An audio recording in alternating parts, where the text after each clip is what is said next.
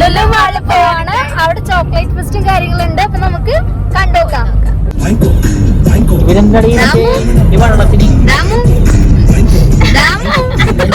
ഡാമിന് നാടാണ് ഗൈസ്.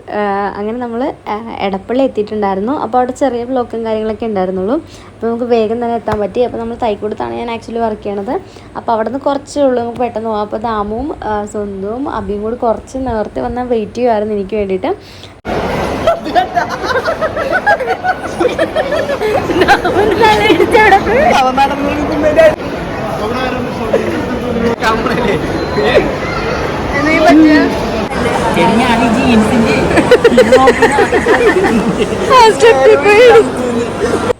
അങ്ങനെ നമ്മൾ അവിടെ നിന്ന് നേരെ ലുലു ഹൈപ്പർ മാർക്കറ്റിൻ്റെ ഫ്രണ്ടിലെത്തി.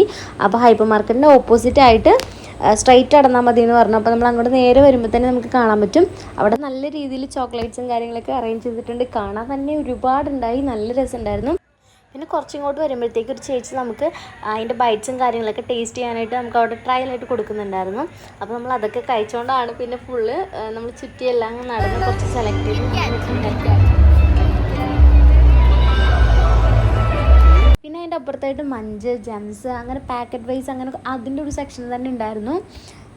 പിന്നെ സ്നിക്കേഴ്സ് പോലത്തെ വേറൊരു സാധനം ഞാൻ കഴിച്ചിട്ടുണ്ടായിരുന്നു. അതിൻ്റെ പേര് ഞാൻ മറന്നുപോയി. അത് അവിടെ നിന്ന് വാങ്ങിച്ചിട്ട് ക്യാൻഡീസിൻ്റെ ഒരുപാട് വെറൈറ്റി കളക്ഷൻസ് അവിടെ ഉണ്ടായിരുന്നു. പക്ഷേ എങ്കിലും നമ്മുടെ പേഴ്സണൽ ഫേവറേറ്റ് ആയിട്ടുള്ള കുറച്ച് സാധനങ്ങളാണ് നമ്മൾ വാങ്ങിച്ചിട്ടുണ്ടായിരുന്നത്.